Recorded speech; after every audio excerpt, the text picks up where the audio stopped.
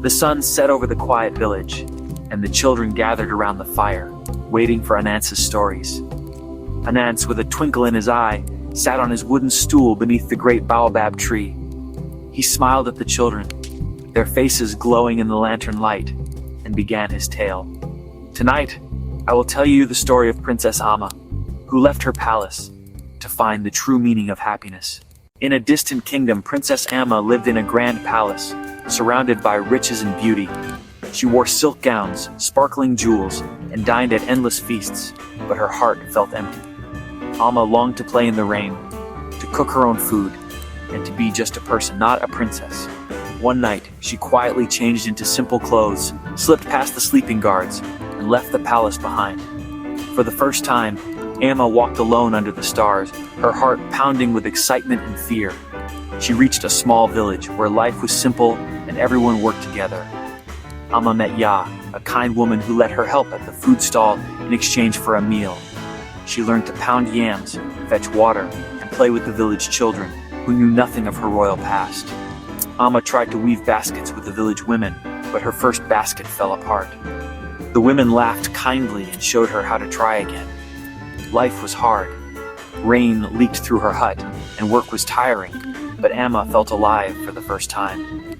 During the village festival, Ama helped decorate with bright cloths and danced to the drum beats, feeling joy in the simple celebration. She found joy in earning her meal, laughter in friendship, and pride in helping others. One day, Ama found a little boy crying because he lost his goat. She searched the fields with him until they found the goat safe and sound. Ama learned every villager had a skill, and she became a helper and a friend to all. Ama learned to cook a spicy stew over the fire. She burned her fingers and laughed with the other women, proud of her first real meal.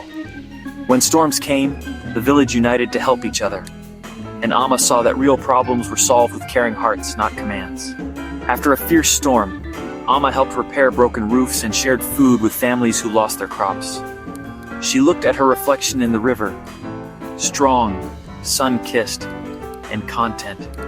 Ama taught the village children a song she learned in the palace. Their voices rose together, filling the air with music and laughter. Ama realized true wealth was in community, not gold or jewels.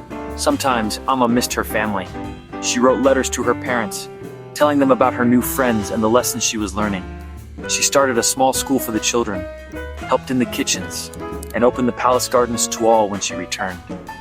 When a villager fell ill, Ama stayed by their side, bringing water and comfort until they recovered. Ama used her power to serve, not command, and became the wisest, most beloved queen. The village elders invited Ama to join their council. She listened to their wisdom and shared her own ideas, earning their respect. She remembered the stories she heard by the fire of family, hard work, and small victories. At harvest time, Ama helped organize a feast for everyone. She served food, sang, and celebrated with her new family. Ama learned to mend clothes, care for the sick, and celebrate simple joys with her new friends. Ama was offered a chance to return to the palace early, but she chose to stay until the village was thriving again. She faced challenges. Sometimes she missed her old life, but she grew stronger with each day. The villagers thanked Ama for her kindness and hard work, calling her their friend and sister. One day, a royal guard found Ama in the village, but he saw how much she had changed. When it was time to leave, Ama hugged her friends goodbye, promising to return and never forget them. Ama returned to the palace, wiser and kinder, and ruled with kindness, strength, and the wisdom of the village. She never forgot the lessons she learned, and the people loved her for her generosity and humility. Anansi finished his story, his voice soft and warm. The children listened, eyes wide with wonder. "True happiness," he whispered, "is found in what you give, not what you have."